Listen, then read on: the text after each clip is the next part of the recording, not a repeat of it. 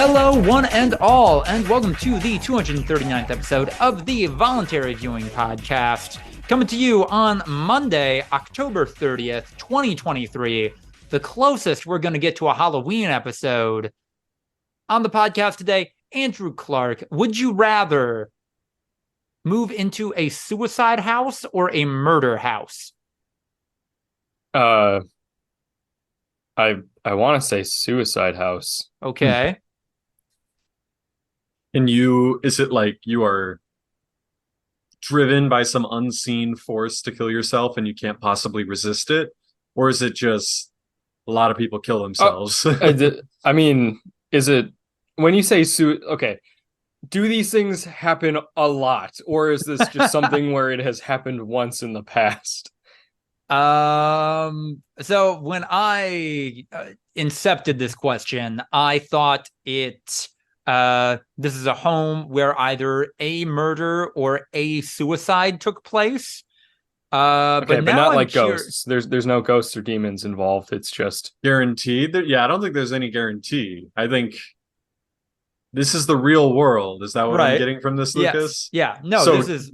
Does your real world outlook allow for those types of supernatural things? Because if so, then you have to factor that in.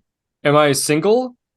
Because if there's a malevolent force causing you to like murder other people, and I live alone, I feel like that's a cheat code, right? Like if I move into a suicide house, and the malevolent force is going to make you kill yourself, well then you're screwed. But if you move into a murder house and you live alone, there's no one to murder. Murders can happen from people who don't live in the house. Believe it or not, a lot of murders happen from people who don't live there. No, this is just a home where a murder took place or a suicide took place. I don't invite people over. Like they say, hey, you want to go over to your place and watch the game this weekend? I say, there's a weird thing about that. Can we go to your place instead? But if someone comes to your house with a gun and shoots you, because that's the malevolent force, is it drives people into your house. I think the malevolent force is it drives the people in the house to commit the murder. I don't think the malevolent force is reaching out to a guy 6 blocks away and saying, go to 3817 9th Avenue and shoot the guy that's living inside. We have multiple murder houses in LA, and all of them were like someone broke in and killed people. The Black Dahlia, the fucking Manson murders, like all of those were like people broke in and killed the people living there. A dude got stabbed to death on my block the week I moved to Los Angeles. And you know what? Actually, good question. What about porch? What about the porch? What about solicitors? Is that like close enough to the house in this hypothetical, Andrew, that would compel you to murder them? I feel like, again, you guys are both misinterpreting what a murder house is. No, I know what it is. Andrew took it in a different direction, and now I'm playing along. Well, I just watched The Conjuring this weekend, and it's Halloween. We're talking about murder houses. I assume that there's like a ghost thing going on. There could be a ghost thing going on, but again, a murder house is you're the one that's going to get murdered. You're not going to become the murderer. I think murder house, I mean, yeah, do those exist? Yes, but when Lucas says murder house, I'm thinking of suburban guy kills his whole family. That's a type, but then you're looking at it from the role of the murderer for some reason, and not the 4 people who were not murderers. I thought that this again got ghosts on the brain. Lucas says this. I think that I'm the one that's going to be the victim of whatever force is going on in the murder house. Also, yes! if there's no force, I'm going into a suicide house. Like the people who got murdered are also victims of the malevolent force. Just because they weren't being controlled by the malevolent force, they're more victims than the person who does the killing. Suicide house. Just in general, suicide house. I don't know, man. I feel like you would pick up vibes from a suicide. Like I feel like homes where people kill vibes themselves from a murder. Sniffing out them murder vibes. I feel like there isn't a lot of natural light in any home where a suicide occurred. You know, it's just like I think that is feel like rather narrow-sighted on mental health. Yeah, maybe. That is a very interesting interpretation. What? That guy couldn't have killed himself. I went to his house. There was plenty of natural light. Look, you could see the mountains in the background. Why would anyone kill themselves looking at mountains? He had like a great 9 to 5, a short commute, and had most of his loans paid off. He couldn't have killed himself. It must be a murder house, actually. Yeah. My realtor lied to me. This is a murder house, not a suicide house. Also, according to Experian, which I feel like I've heard that website name. This is my first time being on it. A death such as a homicide or suicide can decrease the property's value by 10 to 15%. Oh, fuck yeah. But I don't think it differentiates. What kind of death, you know? Yeah. Did someone, like, not to get very macabre, but like there are varying levels here, right? Like, yeah, did somebody have a stroke at 87 and die? Right. Or even like, did someone take a bunch of sleeping pills and never wake up? Like, versus just a brutal, like, gory scene where there's probably still some, pieces, some stuff going on in the floorboards, and like, it's just there's varying levels to that. I feel like, was it a serial killer house and there's a cellar where all the victims were kept, and it's impossible to tell whether there's some human remains left, or like, did someone hang themselves in the closet and that was that? Everyone moved, like, hey, it's different. From Wisconsin, we've all heard the stories. A correct decision by that community to burn down the Bundy house. Like, that was... It was the Ed Gein house. Ed Gein, thank you. Yeah. Bundy was in California. Oh! Wait. Yeah, Bundy. Okay. You're thinking of what's his name? Dahmer. Dahmer. Yeah. Dahmer was in Milwaukee. Ed I'm the one was the rural guy that had his house burned down. Right. I thought that when you said Bundy, I definitely thought Dahmer. So it works out. Dahmer lived in an apartment, so you can't. They burned down the that whole as easily. Complex. Yeah. Just like 40 inner city families lose their house because one apartment. Yeah. No, that does make it a little more difficult. But and Gein's grave, right? Like both of those had a lot of vandalism issues. And again, Gein, not really a serial killer, as far as we know. Like, maybe, but there's no real evidence that points to that. He's definitely a grave robber and definitely killed at least one or two people, but not really fitting any sort of definition of serial killer. Then, like, what's the threshold for serial killer? Because he at least, so granted, if he just killed the one, I would agree, not a serial killer. If he killed two, does that still not qualify as a serial killer? Like, when does he become a serial killer?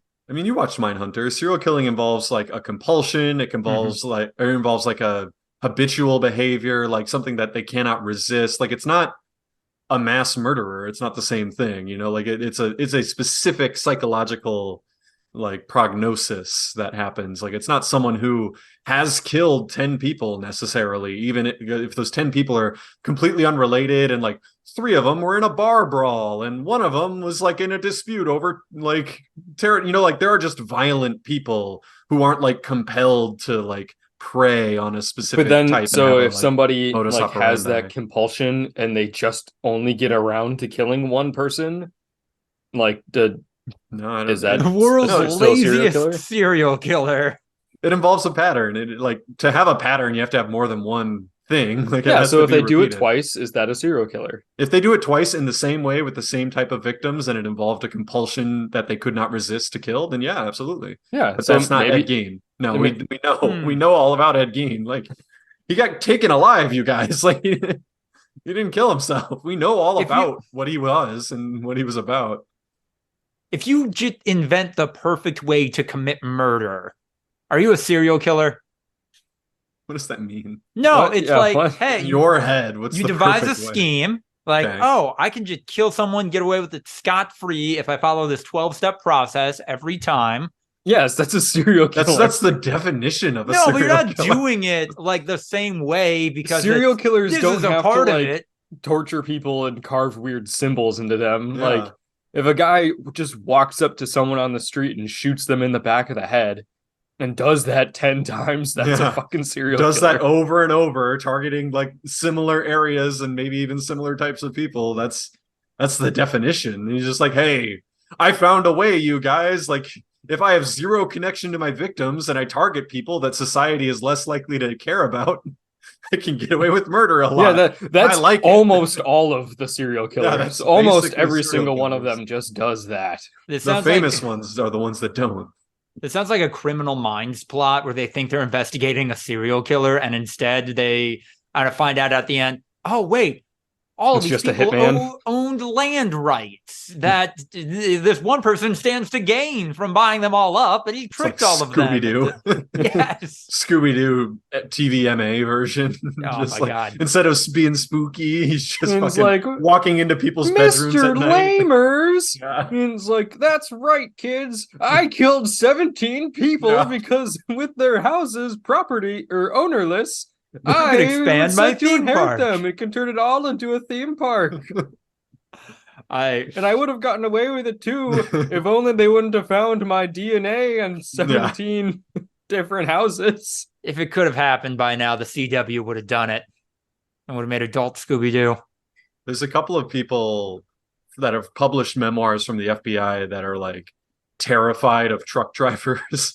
They're like, I'm not saying all truck drivers are serial killers. What I am saying is there are many truck drivers that are serial killers, and they get away with killing prostitutes all around the country because they're just passing through, and they have like an alibi technically because they were doing their job while they were doing, and it's hard to like keep track of that sort of thing. And by the time investigators are around, they're literally 4 states away. Like, yeah, it's definitely a real thing. And yeah, they have access to sex workers who are on the outs of society and not really the types that are going to draw a lot of eyebrows. Yeah, just kind of, that's a fun little one for. Also, serial killers in general, though, are on the downswing with mass shooters being. I saw there was almost a mass shooting in Colorado, except they decided like, nah, I'll just kill myself instead, which... maybe that's a trend. Seems like what a lot of mass shooters really want to do is just kill themselves, and then they're like, I want to make others feel as bad as I do right now. Like, yeah. Again, what if murderers were just lazier? What if they just got there and they realized, well, this is gonna end in me killing myself? Like, yeah, but they want to put their stamp on. Right. They want to be famous. They want to feel like they had an impact, and the best way to do that is to end the lives of many people in a short period of time. Yeah. I'm surprised that more don't like do what the Columbine people were trying to do and like kind of make it a thing, like make a go of it. Like, I'm guessing it's just a testament to how mentally unwell a lot of these people are, that they're like really on the outs and are not capable of actually like putting together any sort of plan of action and trying to like, oh, I'm going to try to escape Interpol because why not? That'd be a fun grand finale to my life, like doesn't seem to really happen very much. Like when they caught the main shooter, quote unquote, like they just found his body at his old workplace. It's like, yeah, that was probably always the plan. Like, so yeah. And that goes to the whole gun control argument of like the bad guys will always get access to guns. And it's just like almost all of these mass shooters got their guns legally.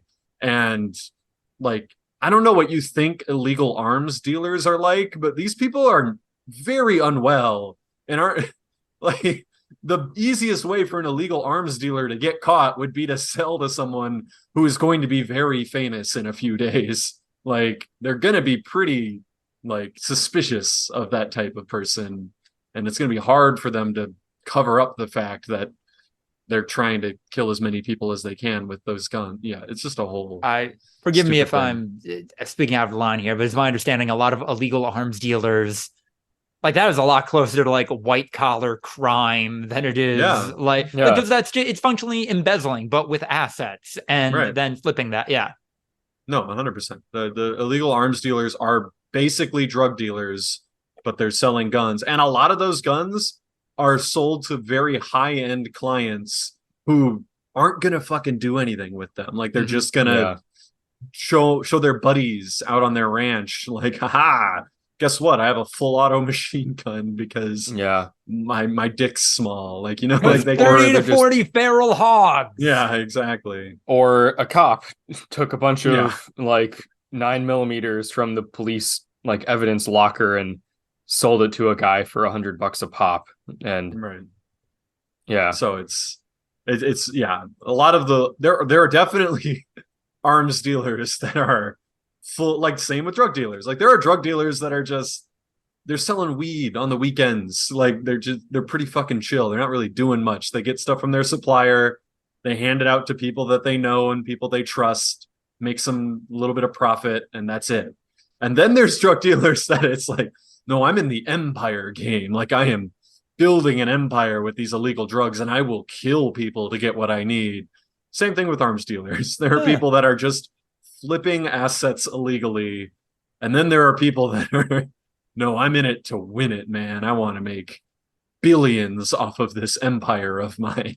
And yeah, the types of people that mentally unwell, like people on the fringes of society are going to have access to, are the types of people that would be like, I am absolutely not fucking with you in the slightest. You terrify me. I'm afraid if I give you this gun, you're going to kill me with it immediately. Like I have zero trust in you whatsoever. I'm going to give you this gun and I'm going to tell you somewhere else to go to get the ammo. Because I don't want to be around when you get that thing loaded up. Yeah. But meanwhile, because of the lack of red flag laws in states such as Maine, go to a Walmart and the Walmart clerk might not be paying that close of attention and is going to do their job because official store policy is, sell the gun. Good. Like, sell the fucking gun. Like, yeah. Speaking of Maine, and also on the podcast today, Ryan Holtz. If you were an FBI investigator sent to investigate a series of ritualistic murders in rural Maine, which core beliefs of yours would not be challenged?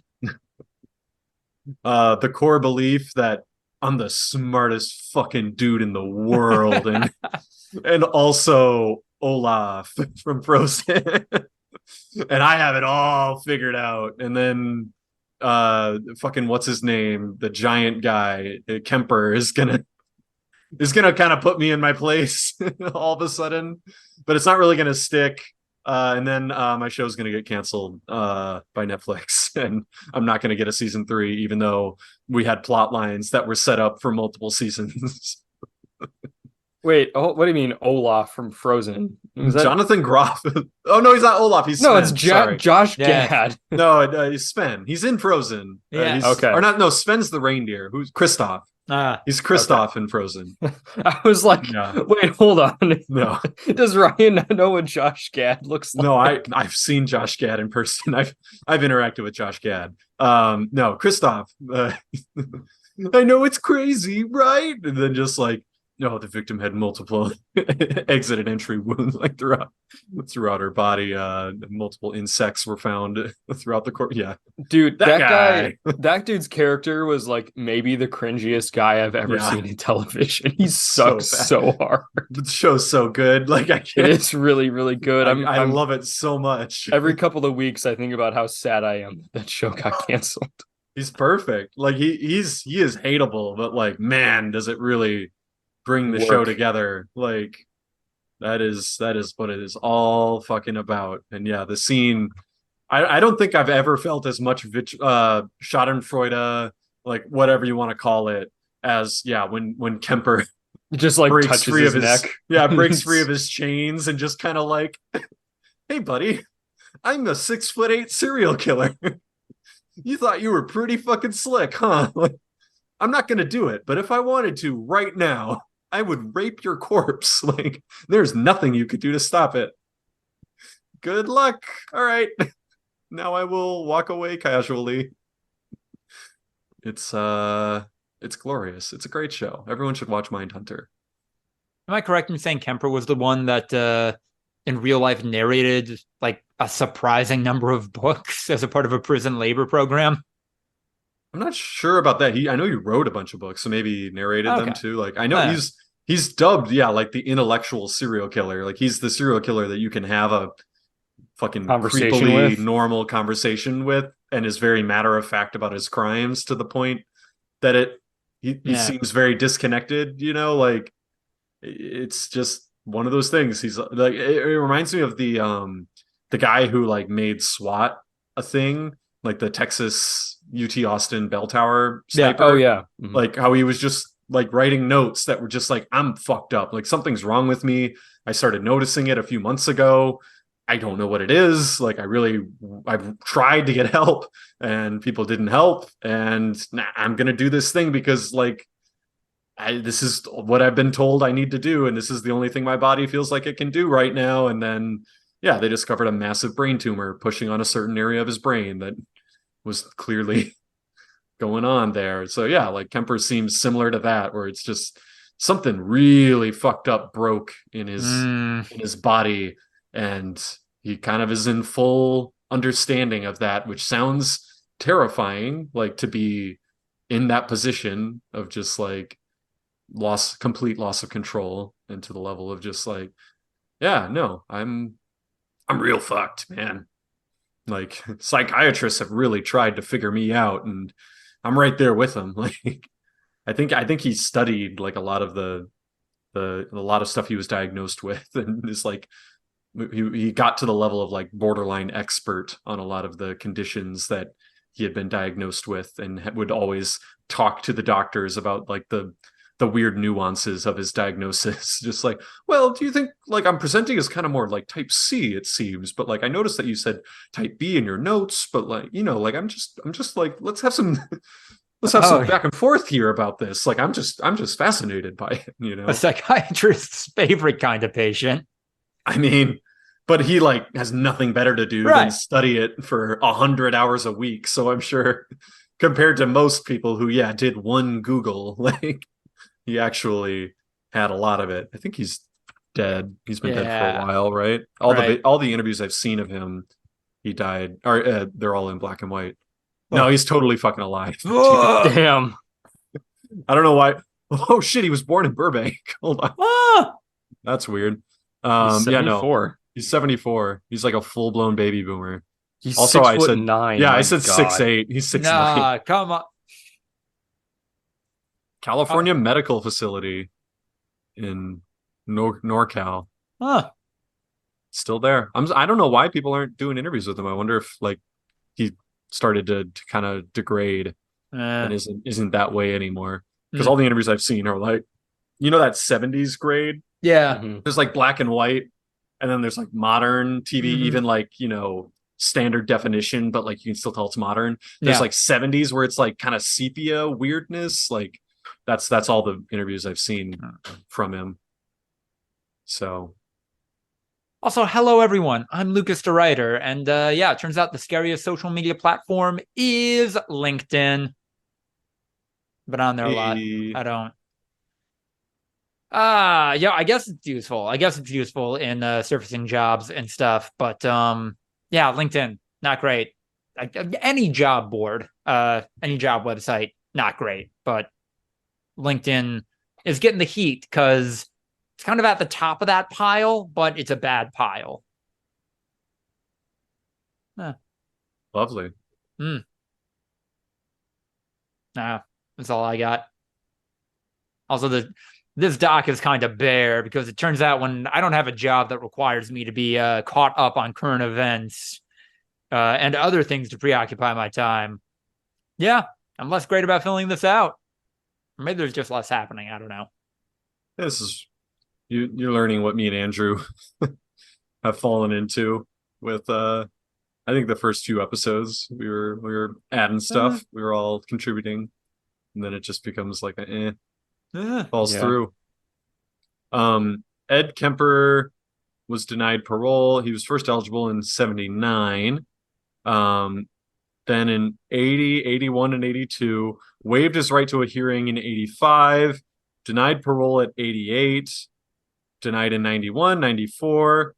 Then he waived it in 97 and 02. He was like, whatever. And then in 07, he was denied, and he went. Then he waived it again in 2012, was denied in 2017, and is next eligible next year, 2024. Could get He's Ed not Kemper get on the out. loose. The prosecutor said, we don't care how much of a model prisoner he is because of the enormity of his crimes. Probably smart. That is pretty fair. In 88, he said, society is not ready in any shape or form for me. I can't fault them for that. At his sentencing, he requested death by torture. He requested the death penalty for himself.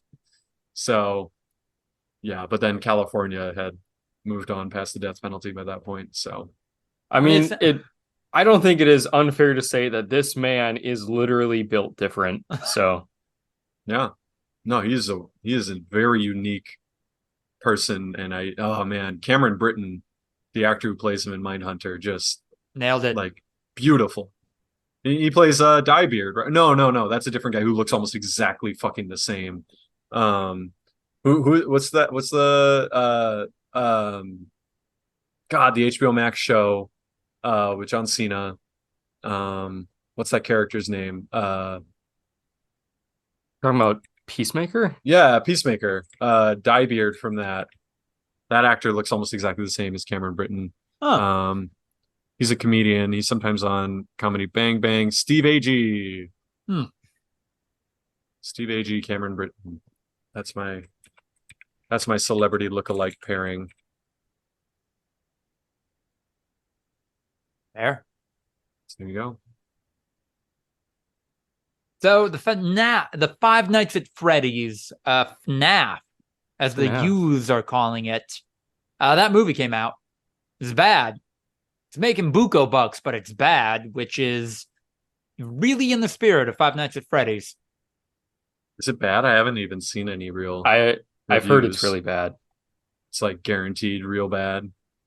It's getting real bad reviews. I know that like a lot of people are going to watch it, but 29% critic rating, 89% audience score. So maybe those elitist writers just don't get it. I saw that the marionette was not featured. There was a lot of marionette cosplay, and people were very bummed out by that. I know. Oh man, purple guy's there, right? I don't even know what purple guy is, but he's there. Grimace? Yeah. I don't know his name. I know Freddy Fazbear and 5e Fox. Hey, I'm here to eat your innards. We should overthrow the democratic establishment. Maybe we take them down from the inside. I'll pretend to be a Democratic senator from Arizona, and then I'll get elected, and then I'll just follow a bunch of conservative policies. I'm here to overthrow fair elections and eat children. And I'm all out of fair elections. Oh, Fivey, you're such a card. Fivey has gotten so flanderized so quickly. He was always. I don't think this is a situation where it was a nuanced, interesting character who just became one note. No, Fivey never jumped the shark. I mean, I think Fivey was born jumping the shark. I think Fivey was incepted as a way to make fun of Nate Silver and his we can just use math to explain all human condition and behavior. And it's foundation. I think the first episode, Fivey Fox was a Nazi. He's definitely on coke. I'm pretty sure the very first time he appeared. Yeah, he was a coked up racist. Yeah. It was definitely beginning there, but before the episode was out, he was Flanders. Yeah. Maybe when he was incepted, he was on the jump, on the jet ski. He was on the ramp. He wasn't quite over on top of the shark, but by the time he was in this world, he was already over the shark. Foxy was born with so much fucking momentum. Yeah, man. Just destined to soar. He's shot out into this world. Anyway, spoilers for the FNAF movie. Matt Pat has a cameo because, of course. probably a huge spoiler. Like, Yeah. it's probably like a major plot point. Like, he shows up and he's just like, "That's just a theory," and then He says it, yeah. he gets fucking gutted. Does he really say that's just a theory? Yeah, he's like a waiter at a diner, and he gives his theory on the spooky happenings happening in the town. Oh, dude, this movie sounds so fucking bad. They had to. Yeah. Come on. There is Apparently, no- Markiplier was supposed to be in it, and then he just like dropped out. He like got busy. He's like, I don't want to do this anymore. It's very Markiplier. Also, maybe don't see this because the creator, Scott Cawthorn, evangelical style conservative who gave money to Trump and other Republicans and will again. So he'll do it again. We'll fucking do it again. I know that's very 2008 style YouTube drama, but that's kind of around when this happened. So yeah. Five Nights at Freddy's isn't that old. I feel like that came out a little after our time, like as big time YouTube. Oh, okay. First video game of the same name was released 2014. There you go. Okay. We were like going off to college when the very first game kind of became a thing. I feel like we were just a little ahead. This is the iCarly of video games, like kids video game trends, where it was like we probably caught the beginning, kind of the origins, and then we observed from afar, but yeah. Oh man, Ryan, the latest Five Nights at Freddy's doing your favorite thing. Five Nights at Freddy's, security breach, ruin. Can't do 2 fucking colons. You got so much more punctuation. You got a comma, you got a semicolon, you got a dash, you got an M dash. It's the dash. It should be a dash. 100%. There is a very easy solution here. First one's a colon, second one's a dash. Or just fucking don't even have it. Come on, shorten the title. Use Brad B. Yeah. What is it called? Five Nights at Freddy's, security breach, ruin. Just drop the second colon and it would still work.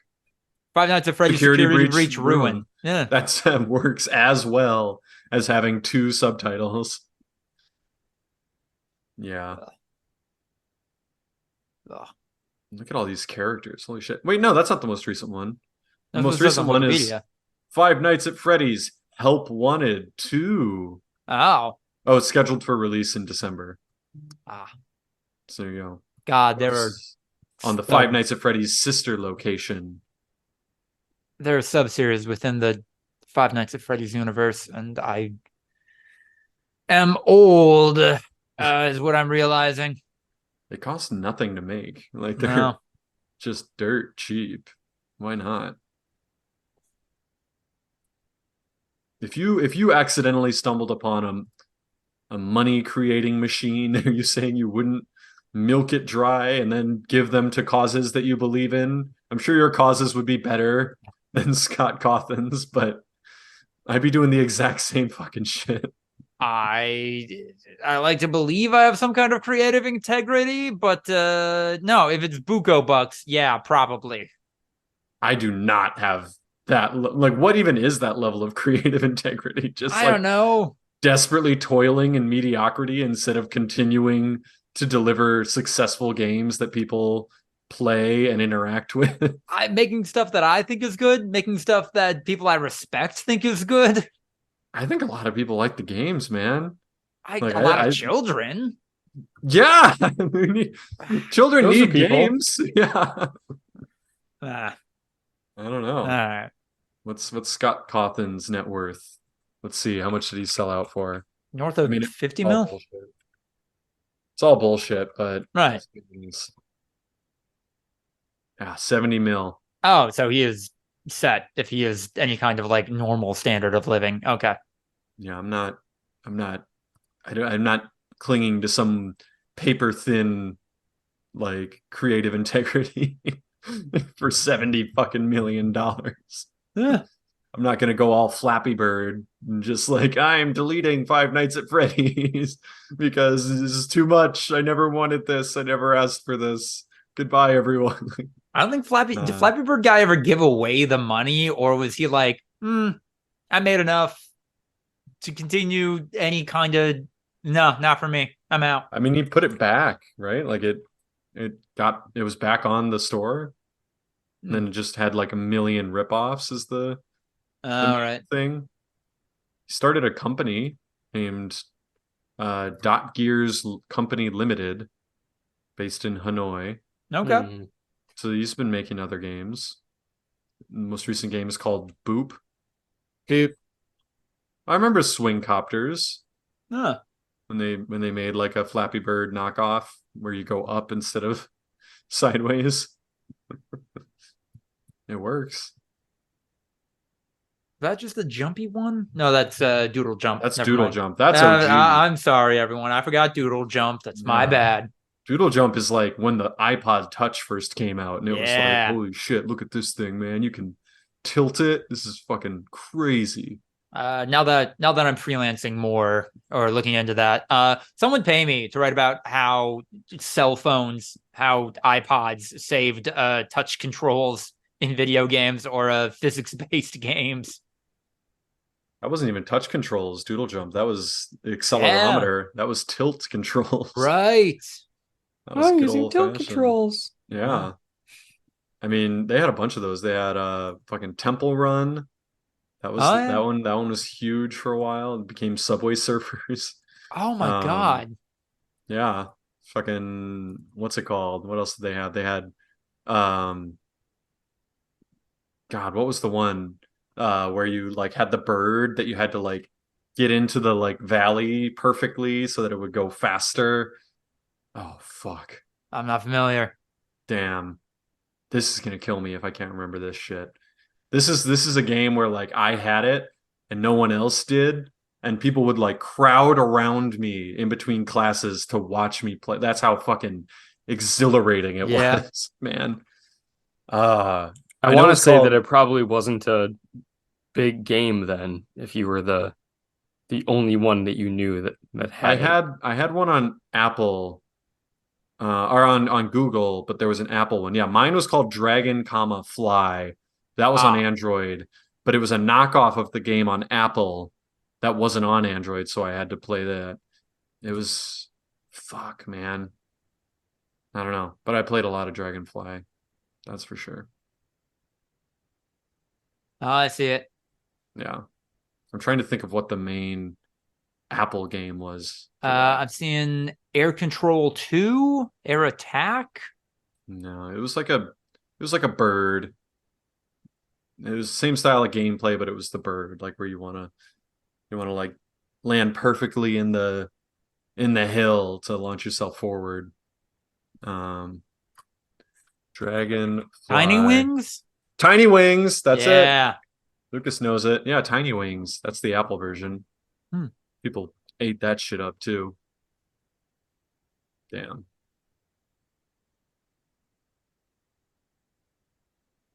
SAG strike might be winding down. No transition into that one, so I just went for it. Yeah. I don't know if like things are actually moving in a really positive direction or if things have just been so stagnant and not great for so long that it's like, oh, well, they talked all throughout the weekend, so that's good, obviously.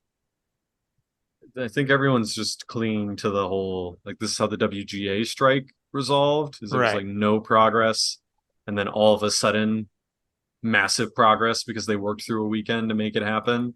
But it's Duncan Ireland, one of the SAG spokespeople, came out today and was kind of like, I mean, it's like positive, but it's not like imminent, like they're so. It was also made blatantly clear during the Directors Guild negotiations that the trades are just kind of bought and paid for by the studios, and will always be publishing stuff that is favorable to the studios, which, yeah, the studios are more materially in a position where, they want to seem like they're addressing this, that, there's positive momentum, that the TV, the releases that make them money are going to be coming back, and that people selling ads to them shouldn't be worried.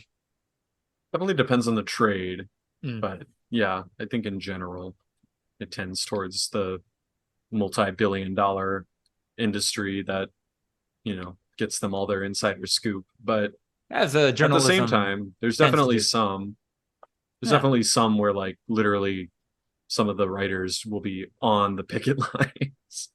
So, you know, it can vary. And they do a lot of interviews with people that represent the union to make sure that they at least get their answer. And yeah, I think both Fran Drescher and Duncan Crabtree Ireland were like, yeah, positive momentum. Better than it was. But yeah, I don't think it's over yet. Sure would be nice. Yeah. For everyone. Wouldn't it be nice? If there wasn't a strike. Wouldn't it be nice if Ireland united? Andrew, local Ireland expert, you got any takes on this? Local Ireland expert. Guy with some Irish blood in him. Here to talk about global affairs. No, there's a referendum in Northern Ireland to secede? To leave the UK and join the Republic of Ireland. It's not going to pass. Yeah. I don't even loyalists, right? Yeah, it's I want to say like maybe a third of the people there like actually want to rejoin mainland Ireland. It's not going to pass. I did see some stuff about like the British Parliament was freaking out because in Northern Ireland's constitution, a referendum just needs 50% plus one to win, like just any other, majority vote. And they were saying like, well, you should change this to, you need a super majority. You should need like 60 or better, 70% to pass. And like, they're like, no, what? We're not going to just make sure that we never pass a referendum. Like a referendum's a referendum. Like if the majority of people vote, we're going to do it. But no, it's not going to pass. This time. Would it be cool? Sure. But it's not going to happen. I feel like I would desperately want to be back in the EU if I'm Northern Ireland, like more so than all the identity politics and everything like that. Just get back to the EU. I mean, like I think the majority of people there want to rejoin the EU, and that is why they would want to rejoin the Republic of Ireland. But like at least 50% of the people there like do not like the Irish. Yeah. They're ethnically British. They are Protestant. They don't like Ireland. They do not want to be a part of it. And who can blame them? Hey! UK, what a great country. Britain first. MABA. Or no, wait, no. Not MABA. It would be Baga. Yeah, it'd be Baga. Make Britain great again. God save the king. Am I right, lads? No, MABA would be Make America British again. Yeah. Yo, let's go way back. I don't think the Brits... The thing about like the British pride versus American pride is like the US still thinks that we can like regain our footing on the world stage and be the single dominant superpower that no one else can question. Mm-hmm. The British know they can't. They've fallen so far. Right. Like, even if they hadn't fallen so far, like they were too high. Like they were a tiny little island that was ran controlling the half of the world. Like it didn't make sense. So like they're at least like they've been rid of the delusion that they'll ever get back to a semblance of where they once were. Americans still think that like the manufacturing jobs are coming back. We just need one more Republican term in the presidency and we'll be right back to making fucking steel and computers. And it's like, no, that shit's gone forever, man. Like come on. One more tax break for the wealthy, and we'll be back to average Joes without college degrees and people with college degrees being able to get good jobs. Yeah. Look, I know we said it the last 6 times that it was going to work, but this time I swear.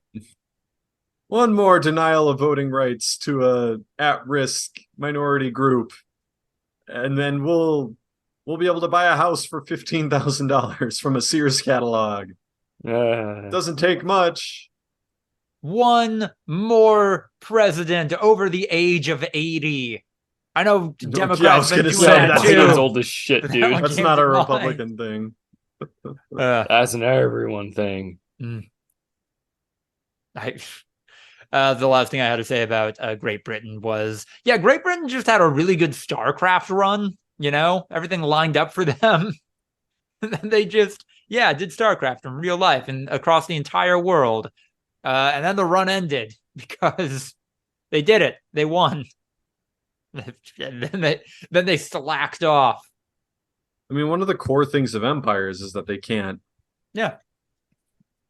exist, right? Like they are inherently unsustainable. Right.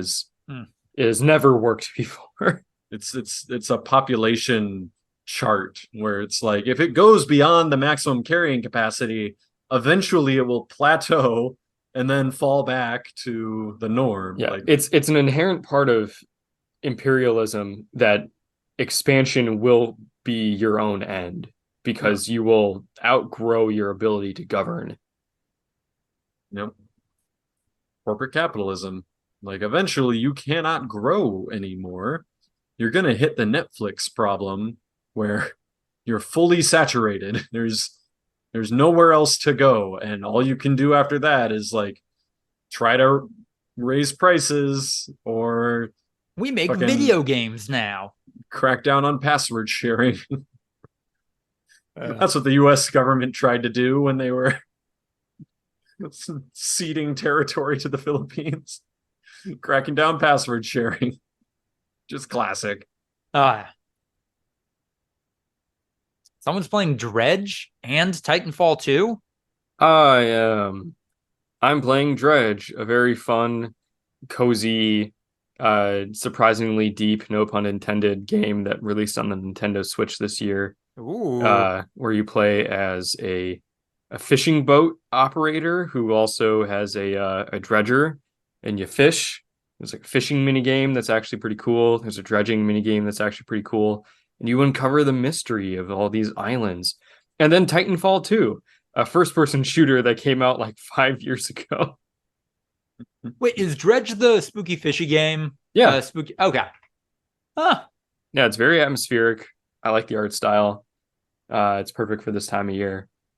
And then Titanfall 2, a game where you are either a regular guy wall running and flying and traveling through time, or you're in a big fucking robot. Yeah. You know, regular guy shit. Wall running, teleporting, traveling. I mean, regular guy as in not a 30-foot tall robot. A regular sized guy. And last Halloween I played Silent Hill, and I should really try to find time to play Silent Hill 2. Andrew, I've heard a lot of people whose job it is to have opinions about video games say that, Titanfall 2 might be one of the best ones, and it's kind of a tragedy that we don't have a Titanfall 3, or that... Yeah. So, like, Titanfall 1 didn't have a single-player campaign. It was just a multiplayer game. Titanfall 2 had all the same multiplayer shit, but then came out of nowhere and was like, we're going to have a single-player campaign that, like, expands this world. And it was really good. Like, I'm not gonna lie. Like, it was really, really fun to play. And like had like pretty solid characters and some fun boss fights. And then nothing. Like, it was a really successful game. Like, I think people are still playing the multiplayer because of the movement so fun. I'm seeing. And then they made Apex Legends, and Respawn's never gonna make anything else. I think that was the really unfortunate part of it, is that, like, Titanfall 2 didn't do poorly. I'm saying right here, like, it sold 4 million units. It's just that, market forces and the industry landscape changed in such a way that, if you're going to make a game even close to this, it has to be a battle royale. It has to be something that can be infinite microtransactions and with a season pass and all that shit. Yeah. I mean, Apex Legends came around because they were like, we have all of these assets from Titanfall 2, and the Battle Royale game, or, sphere was exploding. Like, we got to get in on this as quickly as possible. So they just put a bunch of Titanfall 2 assets into a Battle Royale, and then they ran with it. They're doing a lot of the Star Wars games, I see. Respawn, Star Wars Jedi Survivor, and now they've got 4 that was more. them? Yeah, that's Respawn. Oh, I played that game. I really liked it. There you go. That was Respawn. Huh. They're announcing they announced they're opening a 3rd studio to keep Apex Legends going for 10 to 15 years. Guess where that's based? That studio. Where? Madison, Wisconsin. Oh my god. Get in there, Andrew. Yeah. Now is your time. There's a bunch of Activision Blizzard buildings here as well in Madison. Call of Duty veteran Ryan Burnett is leading that branch of the company. Huh. I think I remember hearing about that. Video game companies now looking at no offense to the town that hosted our alma mater, second and third tier cities for studio openings, just because they can't get talent. Yeah. They can't get people to move out to Los Angeles for wages that are conducive to producing video games. Hey man, I can tell you right here, I have a hard time believing that Apex Legends is going to pay people enough to live well in Madison. So let's get on this website. Let's see. Respawn Entertainment jobs. Let's do it. Lucas has been on the job hunt lately. He's got the eye. Fired off a couple apps today. Let me tell you, LinkedIn's easy apply. Not actually all that easy. They've got Madison and Offsite, Wisconsin. Those are the 2 options that potentially. They have a concept art intern. Ooh. They have a game designer that's in Madison. Let's see, what does a game designer make? Do they have to post salaries? I'm seeing something on Glassdoor that software engineer is between 80 and 130. Let's see, what's a game designer? We got a game designer position open. 5+ years of professional experience as a designer on a multiplayer game. 3+ years experience as a level designer. Familiarity with battle royale genre. Experience with content. This game's not going to exist in 15 years. I don't know, man. They sure are banking on it. Also, a senior UX designer position is also available. How much experience does that require? 5+ years of professional game development experience working in game engines. Proficiency in Figma or comparable UX design tools. So sad Steve Jobs died of Figma. Figma balls. Yeah. Who's Steve Jobs? Figma balls. I don't know. Maybe you should apply. Get in there. I do not want to work for Respawn Entertainment. Why not? You just said you like so many of their games. Now you're no fucking shot. Video game companies are horrible to work for. But wow. Bungie just laid off a ton of their employees today. Oh yeah, after Sony said 2.5 years ago, hey, we're not going to lay people off after acquiring They gave them Bungie. $1 billion for the purpose of not laying their employees off, and they did it anyway. What companies are good to work for, though? Thank you. In your world, why I don't understand being video game companies suck. It's I think they're just public and companies that we are interested in as guys in their 20s. I don't know that they're any worse than the rest of corporate capitalism. I don't know. Okay, fine. I'll apply to work at Respawn Entertainment. Yay! Hooray! A gameplay engineer intern. That probably doesn't require much experience. Probably doesn't pay very much. The reality of why a lot of gaming companies and a lot of companies in 2023 are difficult to work for is because so much of just capitalism is project or ad revenue based, which the former has a lot of turnover because projects end, and under capitalism, we don't need these people anymore, and it'd be too much work, too much money to find new things for these good people to do. So we just lay them off.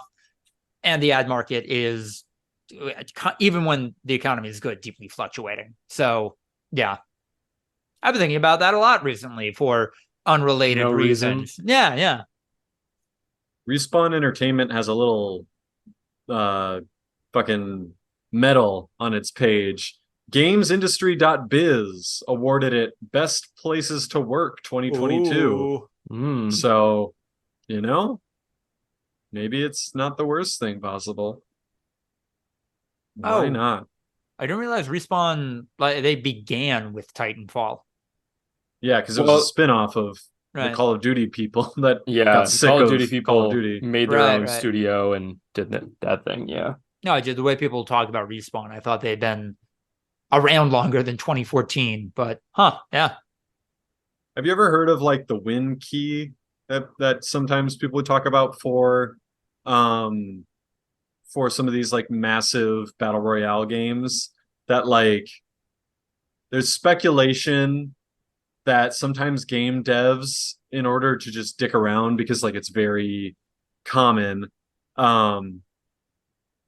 in order to dick around in these types of big, massive multiplayer games, they put very obscure like settings in the game for everyone so that they can't get caught, that allow them to basically have a pretty massive advantage. There's been some over the years in like Warzone, for example, where like, I don't know if you remember, Andrew, the underbarrel attachment on like one specific gun just being a one shot in all situations, like from ridiculous range and everything. And people are just like, what a weird bug. And then there's like the conspiracy theorists that are like, no, that's the dev like attachment. That's like, it's a very obscure particular set of attachments that you could have that like would be very difficult to find. And if someone did find it, they would probably chalk it up to like, oh, this is a weird bug, I'm not going to tell anyone about it because I want to take advantage of it too. Like back in the day, how developers used to code, like when it was a single player game, you'd code a backdoor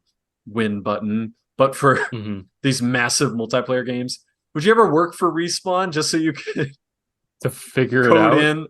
You could code in win buttons for yourself, and I think that was and be that guy.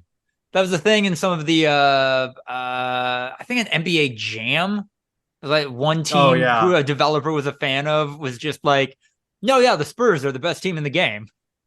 I think it was the Knicks. He hated the Knicks. So no matter what, the Knicks could not hit a last-minute game-winning shot against the Bulls or whatever team he was a fan of. Like, I definitely remember, again, it was like a specific circumstance. And NBA Jam hit a lot of like end-of-the-game buzzer beaters. If you were winning by 2, pretty decent chance you were going to lose if the other team took that last-minute buzzer beater. So it was coded in that like they could never do it, which is funny. But yeah, also like if you have this obscure combination of guns, you get good circle luck, or like, like things like that like it would be impossible to really prove beyond a shadow of a doubt. Similar to becoming president, just so you could learn about them aliens. Like you could just know for yourself. You probably can't tell anyone else, but like you'll always know. Like, yeah. We've talked about that before, about how like that's the very first thing you do. It's like, all right, Mr. President, you're sworn in. Like, all right, take me to Area 51 right now. This second. I want the documents on my table in 20 minutes, and then we're going to hop on a plane and we're going to go there. How? I go back and forth so often about the effectiveness of some sort of shadow organization of people that are like kind of deeply entrenched in our federal government, to where like they kind of don't, they're outside of the political world, like they do kind of like bullshit jobs that people think don't have much power, but they actually do. Like I've experienced this in my role as at like a major entertainment company, is like there's some roles that like people kind of assume don't do much or don't have much power, but are actually doing a lot more than you would have thought. Right. Like how much of it is that where like the president kind of like could say, hey, I want everything we've got on extraterrestrials, and like it's kind of caught up in this weird paperwork world where like it doesn't get all the way to the president. versus the like, no, people are fucking bootlickers. Like people are gonna instantly be like, oh shit, maybe I'll get to talk to the president if I like blab about this to my superior, like that type of thing. I go back and forth between those two because they're both kind of within human nature. The like, no, I'm gonna just hole up with this information. I'm not gonna like expose how much power I have in this world. I'm just a pencil pusher on the outside, but on the inside, I hold a lot of sway and influence. And if I make a lot of noise, that might go away. Versus just, I'm a bootlicker, man. And it entirely depends on how much they give a shit about their job, right? Like if they actually value their work and like realize, oh wait, I am a vital cog in this machine. Yeah, they're gonna be like, oh, the president wants to know about the aliens. Well, I'm gonna need these documents filled out in triplicate. We're gonna have to prep the aliens for visitors. The president can't just walk in there. Like that's the whole thing. Yeah, but then it's also like then that's reliant upon having like making sure that there is a very nondescript position that does hold all of that power to make sure that alien documents never get to the president. And that it's always filled by somebody in your shadow organization. And that those people are fine with doing a nothing job for like the sake of your weird shadow organization. It's not a nothing job. That's the whole thing. Like you're doing a lot, but people just don't realize it because it's kind of under the radar. And then because of like bureaucracy, like in politics and everything, you kind of have fallen outside of the general apparatus that would report up and to the point where like you're kind of in this weird echo chamber. It's not like a shadow organization that's necessarily trying to keep itself secret, but more just like there's too many dotted lines that everyone kind of assumes that like this position rolls up under someone else, and they kind of have gotten into this weird niche. And then all it takes is like one long running supervisor who's there for 40 years to basically be like, I'm not rocking this fucking boat. Like, I got a good gig here. To give a maybe more applicable and real world example that I might have been familiar with at a job I may or may not have had, and definitely cannot disparage per signed agreements in Minecraft, hypothetically. I think the person who was in charge of what was broadly our social media team, or broadly a social media team, didn't have the account info for any of the social media accounts. So the one person who did have that was functionally unfireable. Yeah, it was basically because they were the only person who had that information. I'm sure that they could go to court and they would be able to get that. I don't think that person has any legal right to the passwords there. But maybe they delete it on the way out, and it's like, I think you'd get sued for that. There's got to be something in the employment agreement that would but that would require the person above them admitting to people above them, like, I don't got that shit. If it's deleted, like there's nothing that supervisor could have done. If they're just like, oh, peace out, delete, like I don't know how the supervisor could have possibly prevented that. But it's all the supervisor would do is like right before that person's about to get laid off, just like, oh hey, need you to train this person, fill them in with the passwords and everything like that, and then lock out their access and you're done. Easy peasy. But I don't know. I go back and forth. I don't think we have any aliens. I just think like the research and like what we've I don't know. I saw those bodies in the Mexican Congress. Like that shit was so fake. Yeah. I mean, and like obviously it was fake, but like it looked bad. It looked like it was paper mache. Straight out of the 1800s when they would do scams like sideshows and stuff. Yeah.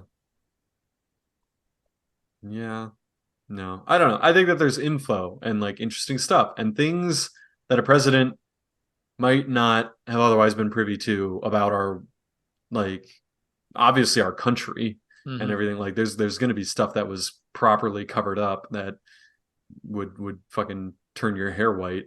But yeah, I don't think like there's extraterrestrials that you're like, all right, I want to meet and greet. And then there's a shadow organization preventing the president from meeting. Like that's too big to cover up. That would get out. That's impossible. So, but yeah, like back in fucking 71, we launched a nuclear weapon against Russia, and we're fortunately able to steer it off course, and Russia pretended it was their own nuclear test in order to prevent the world from ending, and it went a long ways towards detente, but also like really got things fired up in the Cold War. Yeah. I know. Crazy shit. Where are y'all at Rick and Morty? There's been some crazy shit going on in that. I haven't seen the last 2 episodes. Unfortunately, just the first one. Okay. I still haven't watched any. Oh, wow. Yeah, I'm terrible. Are we out of that Target demo? We're across the spectrum. I'll catch up. This is the same thing I did last year. Where can you watch it on Max? Can you watch the new episodes? No, they do a bulk drop at that. You have to watch on Adult Swim. Adult Swim. Although they're weirdly finicky about when that's available for free and when it isn't. Jesus.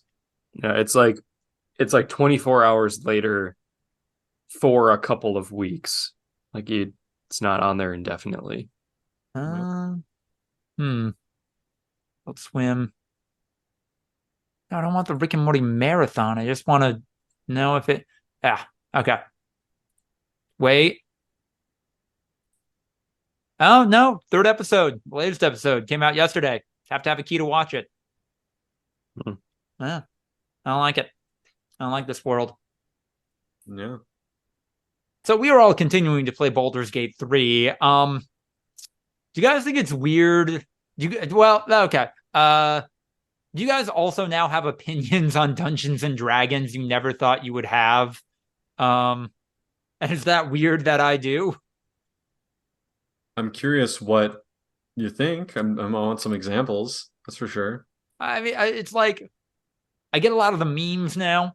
Like if I see a meme that's like, Wizards be like, when no one else got me, I know that magic missile got me. And I'm like, yeah, you know what? Magic missile does got you if you're a wizard. You're good. That's pretty nerdy shit. I don't know. Fair. I don't think I've had that. I'm a barbarian and a bard. We haven't gotten too far in the bard playthrough. And the barbarian playthrough is hit with the sword. Yeah. As hard as you can. Stand as close as you can to them. And that's about it. So no real memes. Just anger. Just rage. What you got, Andrew? Have trouble throwing stuff as a barbarian? Like what? Oh, like I feel like the prompt of like frenzied throw or whatever is pick up a person or thing from the ground and chuck it. But it's like it takes you into the radial, not like the overworld to throw something. You just back out of it. When you click throw, you back out of the item menu, and then you can click on something near you. Yeah. Weird. Click throw and then cancel, and then you can throw things from the overworld. Like what do I got? I mean, my characters in our campaigns are a cleric and a paladin, and I'm not very good at playing either of them. And at least in my cleric playthrough, the character has developed into just a guy that fucking sucks. That's an absolute joke. Just part of it is that I'm bad at playing the game and I fuck things up. And then part of it is that I keep dying very quickly and unable to heal people. I'm not able to do my job as the healer. And then part of it is your dialogue. Yeah, like your dialogue's out of control. Every time you try to talk to someone, they hate you. Yeah, dude. I'm not even trying to like romance people anymore. Like originally when I started this character, I wanted him to be like a dude bro Irish Catholic guy. And now it's just he's looking for a friend. Yeah. Because everyone fucking hates like a dude bro Irish Catholic guy. Yeah. He doesn't have buddies. He just walks around to people and they all like, what do you Every want? single time I talk to somebody, the reaction is, and I'm sure it would be the same if other people chose to talk to those characters, but I always seem to find the ones that they're like, what do you want? Yeah. Like they're pissed. They're not happy. And then yeah, sometimes he's like, I'm gonna do a fucking sick ass action move and kill all sorts of people, and that directly leads to a hard reset, like our objective failing. Yeah, like directly leads to a wipe, which is pretty great. I will say our campaign, we killed those goblins a lot more effectively than I thought. I thought we would. You know, easy. Frank Sinatra is a fucking cold-eyed, dead-hearted sniper. Yeah. You're just, if you're in his fucking crosshairs and he's got his finger on that trigger, it's time to say a prayer. Like Frank Sinatra don't miss. He missed a bunch, but wow. He had a good time pretending to be just fucking dead-eye, like does not give a fuck about the concept of sentient life. Loves playing God and just instantly ending something's existence. I'm a fair ways into the Underdark right now, and in my own campaign, boy, radiant damage sure went from being terrible to really fucking OP on the drop of a dime. You're still in the Underdark, or like underground, like new area underground. I thought you got to like the Shadow Curse lands because you said you got to section 2, right? That's different than the Underdark. Yeah, no, you're not. You're still in Act 1. No, I'm in Act 2. Lucas still thinks he's in the Underdark, but he's not in the Underdark. I thought everything underground was the Underdark. The Shadow Curse lands aren't underground. Oh. It was dark like the Underdark. I'm in the Shadow Curse lands. You encountered the like shadow people and like the Last Light Inn, right? Yes. Yeah. So then you're in Act 2. Yeah, that's not the Underdark. That's okay. The Underdark is where you were before you got to the Shadow Curse lands. Oh, so you guys did stuff at Last Light Inn? Yeah, that was what Andrew almost fucked up. I don't know where you are. I don't want to spoil, like, if you've talked to what's her name? Isabel from the what the fuck was that fight after Isabel? Yeah, that's the one that Andrew wiped us on accident. I mean, we wiped a couple of times. Yeah, no. Only one of those is my fault. Like, well, it was funny because the very first time we wiped because we just weren't prepared. Like, we didn't realize how dire. Like, if Isabel fucking goes down, yeah, it's a wipe. Like, we cannot win. And yes, it would be bad to win anyway. Dead. Like, it wouldn't be a fun game if we lost that fight. So we go into the second fight like, all right, priority number 1, protect Isabel. Andrew, you're on Isabel duty. Like, we're gonna cast, what's it called? Sanctuary on her. Yeah, we're gonna make sure she stays safe. Andrew, you're on heals. We're gonna throw potions. Like, priorities number 1 through 10, Isabel. We make it pretty much through the entire fight. Andrew cracks out his spirit guardians for like the last few winged horrors, wipes a few of them, gets in his feelings.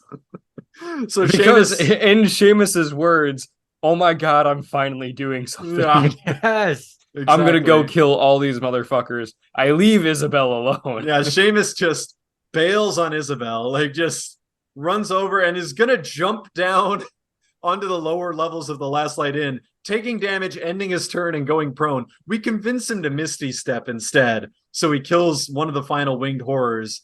I'm begging people like I've already gone. I killed Marcus with my final turn, so it's like there was nothing I could do. I'm literally begging people like, Isabel's at 20 health, guys. Like, this is not, she's not safe per se. No, everyone ignores me. Seamus fucking clocks down, kills someone. Fucking Jason and his warlock, like, I don't even remember what he does. He attacks. So no, the problem horror. was that like those two guys were around Isabel and they were going to heal her. Things were gonna be fine. She leaves.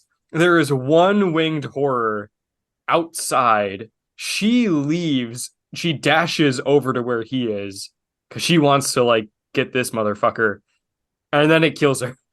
No, it wasn't even that easy though. Like I remember because that winged horror, they were like, "Oh, he's intimidated or whatever. He can't go this turn."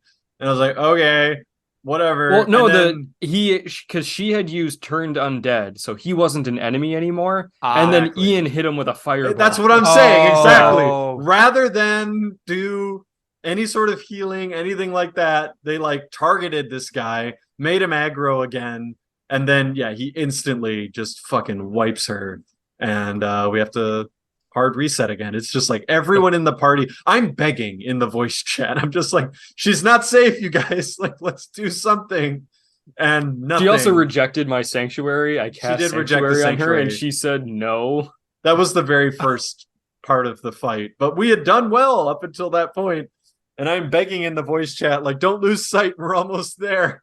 And everyone else ignores her. She downs, and I'm screaming. I'm just like, what the fuck? We could have predicted this. It is.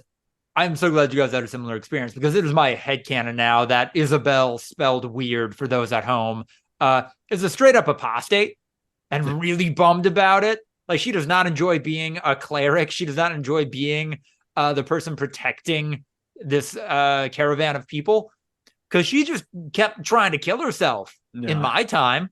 Like, I was getting a little frustrated by it, so I started like cheating at it a little bit. I started like, well, I'm gonna set up this AoE effect. I'm gonna like do some stuff to like help me out when the winged horrors show up, when this fight actually begins.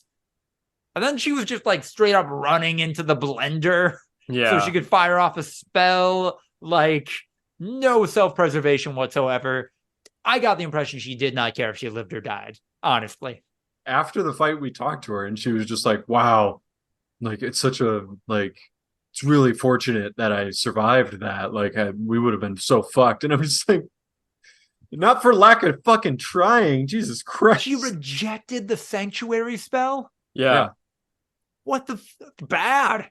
That's not how any human would react in that situation. It's because she wanted to cast Turn Undead on one guy. We did our best. We made it. We survived. And then we went on to the next fight, which was like 10 times easier, where we just ambush a spider dude. Did you do that one yet? Yeah. Oh my god, yes. Did not like him. Shit out of the spider. What'd you do to the pixie? Did you keep her around or you let her go? I kept her, and then I got the notification like, oh, Karlach disapproves. And I'm like, well, I don't want to upset Karlach. So then I let the pixie go, and the pixie was like, hey, fuck you a little bit, but here's a magic bell so you can not die in the dark.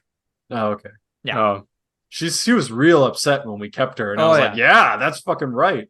Basically, the split was Andrew and Ian were fucking libtard, like bleeding heart, just like, we gotta let her go, guys. This isn't fair. And Jason was like, I mean, we need the light, like full-blown utilitarian. And I was like, she's not gonna help our ass. I don't trust this fucking do-gooder pixie. Like, she's way too eager to like help us out if we let her free. I don't buy that for a fucking minute. Like, no chance. And then her tone changed so drastically.